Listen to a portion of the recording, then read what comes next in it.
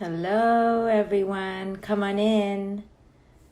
I'm about to do my book club on the new book that is out, A Radical Awakening. And I've been away for a week because I had some work that needed some intense attention, but I'm back with my book club number 8, and today I'm going to talk about the difference between living according to ideas and the difference between that and living according to our authentic knowing. So what is the difference between living according to ideas versus our authentic being? Hi, this is June. You just got the book yesterday. Hi, guys. Adriani says it's amazing. Leave a review wherever you can.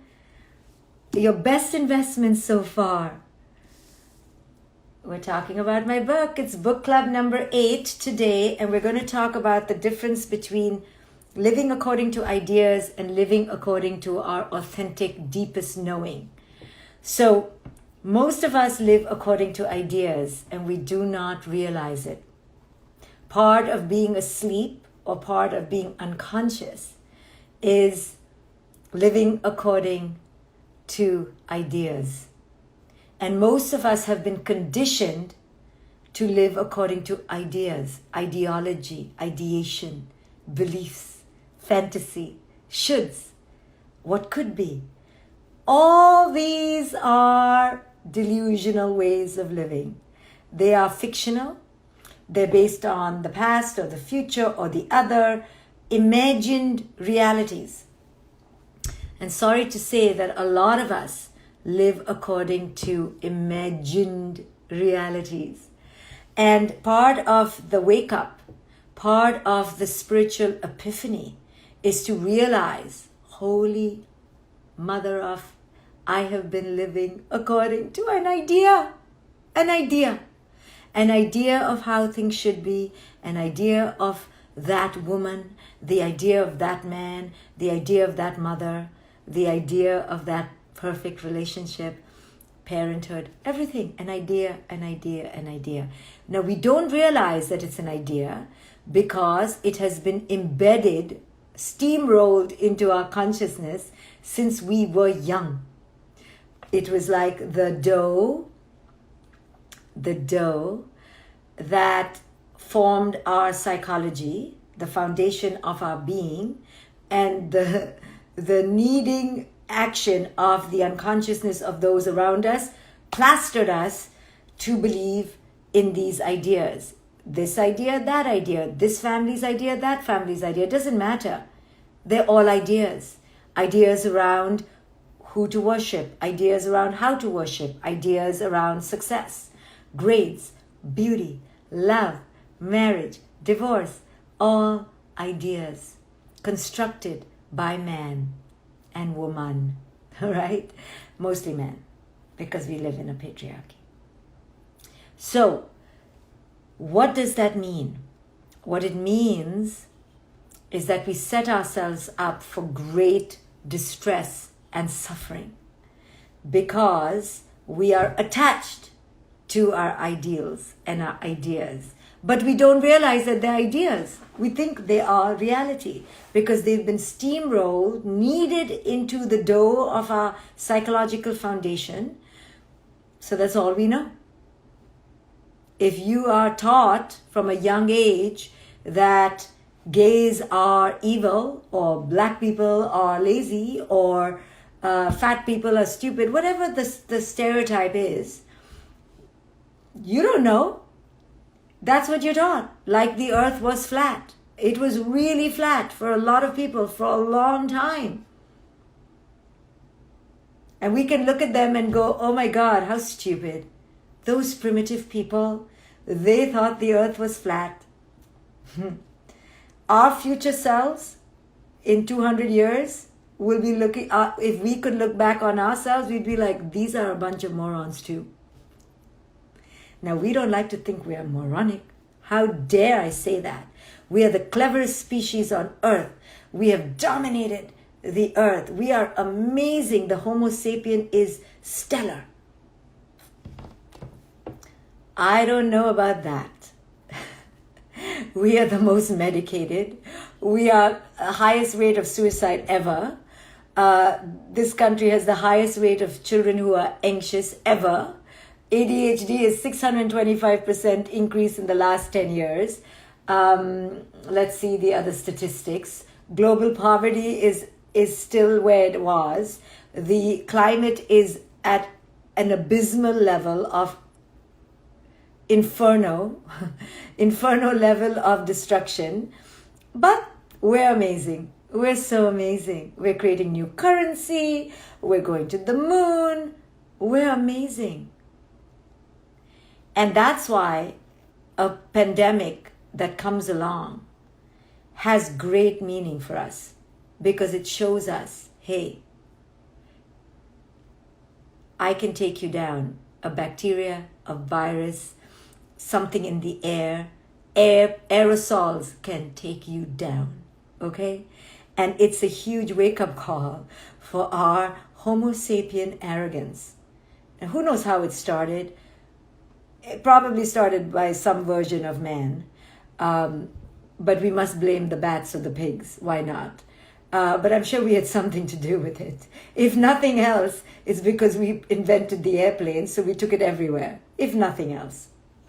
However, why would we blame ourselves, right? So we don't take accountability because we're so amazing. And the pandemic comes along, and one would hope that one would pause in spiritual and emotional humility. And one would use this time to ask, how have I effed this entire thing up? Am I living my most authentic self? Am I truly living in interdependent harmony and oneness? When the pandemic occurred, America was in the scourge of divisiveness, like it's never seen in the past 50 years, worse than what it was pre-Civil War. So where have we been? Have we really progressed, or have we just regressed? Where are we as a humanity? Are we together? Are we more wise? Are we more connected? Are we realizing that we've been destructing? Are we realizing that we've been living according to false ideas? Do we realize that we're way off course? Anyway, I digress. Way off course. It all starts with our conditioning to ideas. Ideas for success, ideas for wealth, for achievement, for competition, ideas for progress. Our ideas around progress have destroyed the earth. Our ideas around which God is better have destroyed nations. Our ideas that around class, caste, religious warfare right now in India, religious warfare in the Middle East, class and caste warfare all over Africa. Where are we? Racial warfare here in America, all based on false ideas. We are a global humanity that is addicted to false ideas. And God forbid we stop to ask, is my entire premise of looking at this false? But we can't look at it like that because we are asleep to it being false. So that's what I call in my book, A Radical Awakening, that we are asleep in the matrix. And women especially have so many false ideas around how we need to be the perfect woman, that ideal woman, that we are decimating our inner knowing. So this book is a wake-up call to women to stop living according to ideas around how to be a woman and to truly enter their deepest knowing. So who's bought the book? A Radical Awakening. Okay, so ideas. Ideas are at the root cause of most disharmony, dysfunction, relational warfare, national warfare, religious warfare, caste warfare. It'll all, you go whittle it down, it will be because side A has an attachment to idea A and side B has an attachment to idea B. And as long as we are attached to our ideas, we will implode. an idea of how things should be. Every dysfunctional relationship and every conflict starts with an attachment to an idea. So the next time you are in a dysfunctional state of affairs and you are in a conflict and you're feeling so sad, ask yourself, what am I attached to? What idea right now am I attached to that did not come true, that is causing me pain? Right? So every time I'm in a moment of great emotional turmoil, I'm like, I better ask myself, what is my false idea? I don't want to ask because I want to just not like the other person for making me ask. I don't want to ask, right? But in my moments of wisdom, rare, I go, okay, Shefali, what are you attached to? What are you not willing to let go? What are you not willing to see? What other side is there that you do not want to entertain because you're so attached? And then I go, the other person's point of view, the other person's reality, the other person. I do not want to accept the other person. I do not want to accept life. I don't want to accept the isness. And until we accept that our ideas are messing us up deeply, profoundly, we will not radically awaken. So my book, Radical Awakening, why is it called a radical awakening? Which is, I think, scary for people. By the way, many people, not a lot, some people, by the time they reach part 3 and part 4, where I'm really knocking on their ideas and go, hey, can you challenge this idea? Can you look at this in another way? They throw the book down, right? Not a lot, but a few. It has poked people, for sure. It has poked men more than women. Not surprising, because I'm poking the patriarchy. I'm telling women, don't step into your unworthiness anymore. Stand up, know who it is you are. So until we understand the difference between an attachment to an idea and an attachment to an inner knowing, we will not radically awaken.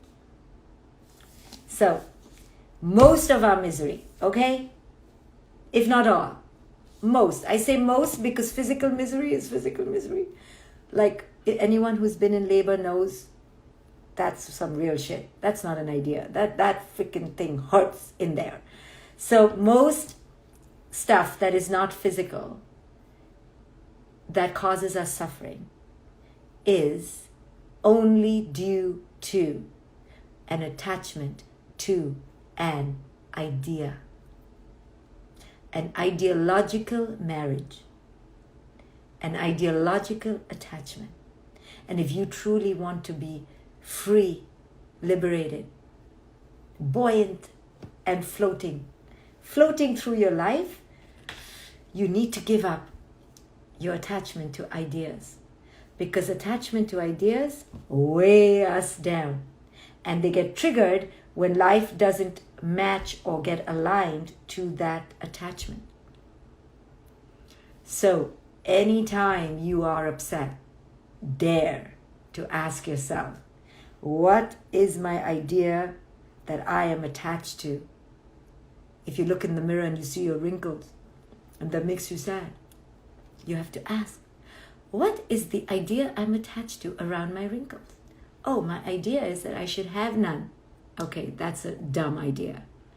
Or if your kid is not doing well at school and you're suffering, you need to ask, what is the idea I have around my kid's success that is causing me suffering? The idea that my kid should not fail. That's a dumb idea. Okay, let's take another one. Somebody calls you fat, ugly, and stupid. And you're like, whoa, that has caused me so much angst. I will be depressed for the next 30 days. Maybe somewhere in there you ask, what is my idea that is causing me suffering? My idea is that nobody should ever think I'm fat, ugly, and stupid. Ooh, that's a dumb idea. You see? All our ideas cause us suffering when they don't come true, and most of our ideas are really not very smart. They're based in your idea. It's just your idea of how things should be, and they're not the way it is. And the fact that there's a clash, you have a choice. Give up the idea or keep fighting reality as it is. And most of us choose the latter Let us fight reality as it is and waste our time. And then we wonder why we're depressed, exhausted, depleted. Because we're fighting the isness of reality. Why? Because we like our ideas so much. We want to bend reality to match our idea instead of us meeting reality as it is. Most of our dysfunction is because of faulty ideological attachments. If you wish to radically awaken, turn pain into power, embrace your truth, and live free, buy the book. Then you got to give up your faulty ideas. You got to at least question, am I having a faulty ideological marriage? Am I married to a faulty idea? I don't know why I'm talking in a falsetto voice. I'm entertaining myself because you all are not talking to me. That's my idea, that you should talk to me. So think about it. I'm telling you, I was in jest in this conversation, but it's a goddamn the most profound lesson ever in life, okay? I've just like laughed my way through it because I'm in a comical mood. But let me tell you, this is the key to liberation.